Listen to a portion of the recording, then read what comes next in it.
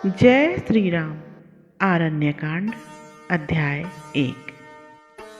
पथिक राम को देखकर मयूर आनंदित होकर नाचते हैं। वे सीताराम को देखकर मानो उन्हें बिजली सहित सुंदर मेघ समझते हैं तथा उनके धनुष को इंद्रधनुष और उसके टंकारों को मेघ की गर्जन जानते हैं।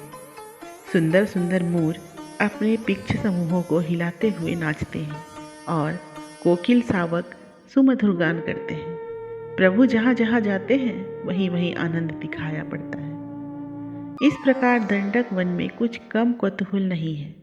सघन वृक्षों की छाया के अंधकार में चांदनी रात का भ्रम हो जाने से चकोर प्रभु के मुख रूप चंद्रमा की ओर निहारने लगता है।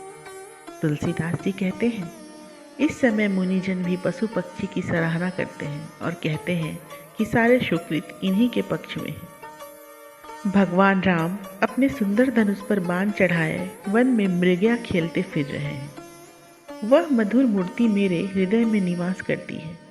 उनकी कमर में पीतांबर और अति सुंदर 4 बाण हैं। उनकी चाल को देखकर करोड़ों नट अर्थात नृत्यकार मुग्ध होकर तीन तोड़ते हैं। प्रभु के श्याम शरीर पर पसीने की बूंदें ऐसे शोभायमान हैं जैसे कोई नवीन मेघ अमृत के सरोवर में डुबकी लगाकर निकला। प्रभु के कंधे बड़े सुंदर हैं, भुजाएं मनोहर हैं, वक्षस्थल विशाल है और कंठ की रेखाएं तो चित्त को चुराए लेती हैं। भगवान का मुख देखने में बड़ा ही आनंद देता है और मानो शरद चंद्र की छवि को छीने लेता है। प्रभु के सिर पर जटाओं का मुकुट है और जिस समय वे भौहें सिकुड़कर अपने नयन कमल से निशाने की ओर ताकते हैं, उस समय की अपार शोभा तो सारे वन में भी नहीं समाती। वह मर्यादा छोड़कर मानो चारों दिशाओं में उमड़कर फैल जाती है। उस समय मृग और मृगी भी चकित होकर उन्हीं की ओर देखने लगते हैं, मानो सब के सब प्रभु को कामदेव समझकर मोहित हो गए हैं। तुलसीदास जी कहते हैं, किंतु उस समय प्रभु बाण नहीं छोड़ते, क्योंकि वे स्वभाव से ही थोड़े से प्रेम के भी वशीभूत हो जाने वाले हैं। पंचवटी में सुंदर पर्णकुटी के भीतर राम, लक्ष्मण और सीता बैठे हुए हैं। आपस में कुछ पवित्र कथाएं कह रहे हैं। इतने में ही एक सुवर्ण और मणिमय कपट मृग को देखकर सीता जी ने अपने प्रियतम से हंसकर कहा, यह मनोहर मृग यदि पकड़ लिया जाए तो पालने योग्य है और यदि मारा भी जाए तो भी इसकी मृगछाल बड़ी सुंदर है। प्राण प्रिया की ये वचन सुनकर हंसकर श्री रघुनाथ जी ने उनके प्रेम बस धीरे से हाथ में धनुष बांध लिए। उन्हें देखकर वह मृग बार बार पीछे को देखता हुआ दौड़ चला। उसने विश्वामित्र मुनि के यज्ञ की रक्षा करने वाले भगवान राम को पहचान लिया। सुवर्णमय मृग के पीछे भगवान की अतिशय सुंदर, मधुर और मनोहर मूर्ति बड़ी शोभायमान जान पड़ती है। उस समय का प्रभु का दौड़ना, झुकना, देखना और थक कर खड़ा रहना तुलसीदास जी के हृदय में अच्छी तरह बसा हुआ है। प्रभु के हाथ में धनुष बाण है और कमर में मनोहर तरकस है। प्रिया की प्रीति से प्रेरित होकर वे वन्य मार्ग में कपटमय कनक मृग के साथ साथ डोल रहे हैं। उनकी भुजाएं विशाल हैं, कंधे और वक्षस्थल सुंदर हैं तथा सांवले शरीर पर पसीने की बूंदें शोभायमान हैं। मानो मरकतमणि के पर्वत पर मनोहर सूर्य किरणों का संग पाकर मोती सुशोभित हो रहे हैं।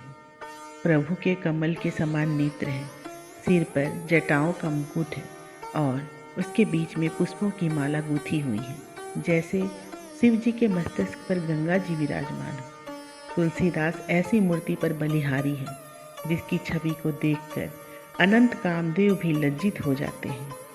हे राघव, मुझे आपके वन की वीथियों में दौड़ना बड़ा प्रिय जान पड़ता है, जिसकी वहाँ की पृथ्वी आपकी अरुण कमल वर्ण शोक हरि चरणों के अंकुश, वज्र एवं ध्वजा आदि चिन्हों से अंकित हो रही है। अति सुंदर श्याम शरीर पर रंगीला पीतांबर धारण करना, कमर में तरकस और फीटा बांधना, स्वर्ण मृग के साथ हाथ में धनुष बांध लिए दौड़ना, नेत्र कमलों से इधर उधर निहारना तथा सिर पर पुष्प और लताओं के सहित जटाजूट के मुकुट की रचना, ये सब बड़ी ही शोभायमान जान पड़ते हैं। इसी प्रकार आपके मनोहर मुखार बिंद पर पसीने की बूंदें शोभायमान हैं और उसी तरह मनोहर भ्रिकुटियों का झुकाव भी है। उस समय पक्षी समूह तथा मृगियों के सहित मृग प्रभु की सुंदरता देखकर थकित हो जाते हैं और जहाँ तहाँ भ्रमण करना छोड़ देते हैं। इन्हें प्रभु के दर्शनों का फलस्वरूप निर्मल ज्ञान तो मिल गया है, अब जिसे मुनिजन भी चाहते हैं उस अहेतुकी भक्ति की याचना और करते हैं।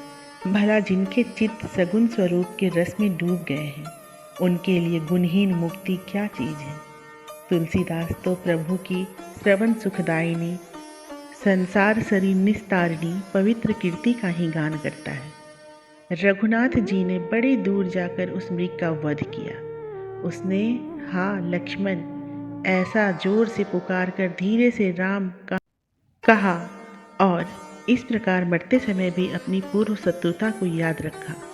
तब सीता जी ने कहा, लक्ष्मण सुनो, तुम्हें प्राणनाथ प्रभु राम के समान कोई पुकार रहा है। तब लक्ष्मण जी ने कहा, कुछ नहीं, हरिण मारा गया है। इस पर सीता जी ने कुपित होकर उन्हें हठपूर्वक बलात् भेज दिया। उस समय भाई को आता देख तुलसीदास के प्रभु भगवान राम कहने लगे, भैया तुमने अच्छा नहीं किया। मेरे विचार से तो किसी दुष्ट ने इस प्रकार छल करके जानकी को हर लिया है। जय श्री राम।